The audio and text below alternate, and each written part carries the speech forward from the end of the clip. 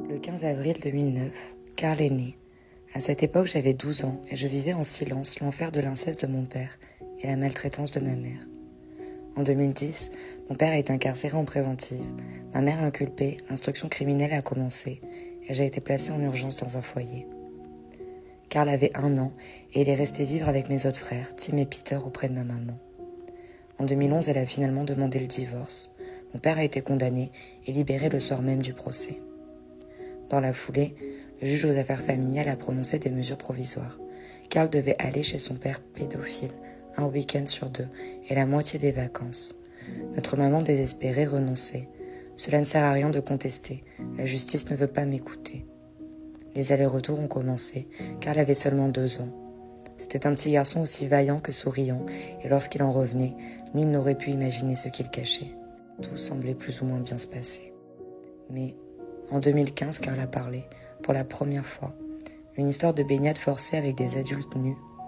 Notre maman l'a cru, mais pas la police, qui a refusé de prendre sa plainte.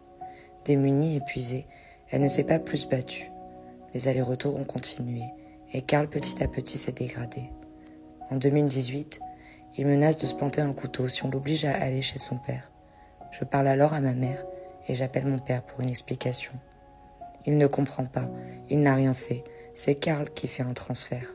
Ma mère me dit qu'elle ne peut rien faire, qu'en 2015 la police a envoyé sa plainte en l'air, et qu'elle n'a plus la force de se battre contre notre père.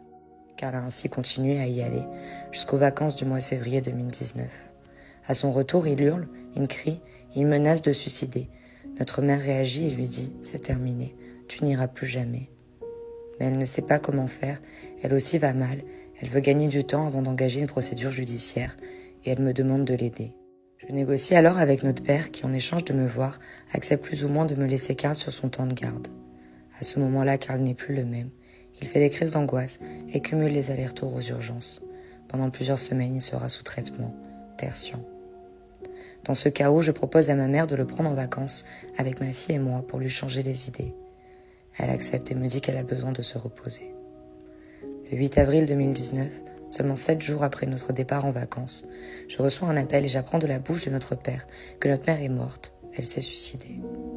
Je rentre en France avec les enfants et l'enfer commence. J'organise en urgence les obsèques de notre mère pour éviter à tout prix qu'elle tombe le jour de l'anniversaire de Karl, le 15 avril 2019. Le cœur n'y est pas, mais nos amis sont là.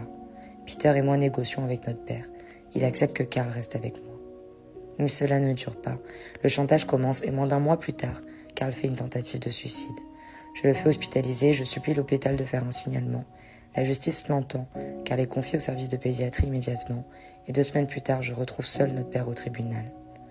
Devant le juge des enfants, il m'enterre. Doigt, hymen, vagin. Ma fille cherche à se venger. Je me défends et je maintiens. Je demande la garde de Karl. Qui d'autre que moi, si ce n'est un foyer? Or, Karl menaçait de se tuer s'il était placé. Je passe l'audience à pleurer, mais à la sortie, mes nuits blanches ont payé. Karl m'est confié. On pourrait croire qu'à partir de là, l'enfer s'est arrêté, mais pas du tout. Non-stop, sans répit. Notre père s'est acharné. Il a tout contesté en bloc, et les procédures en appel se sont enchaînées. Loin des tribunaux, Karl n'était pas en paix. La nuit, il cauchemardait.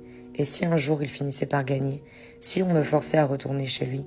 Si à mes 18 ans il me retrouvait et me tuait? Karl angoissait. Rien ne le rassurait. En avril 2019, quand notre maman est décédée, Karl a dénoncé des faits graves d'agression sexuelle de notre père sur lui, mais la justice a classé. L'été 2020, il a réitéré et il a précisé sa parole.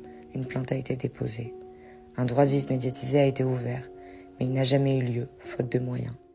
Remplacé par un droit de correspondance, Karl n'a pas compris. Pourquoi la justice choisit-elle de s'obstiner? Ce n'est pas un père mais un monstre, et quand je pense à lui, je pense à la mort.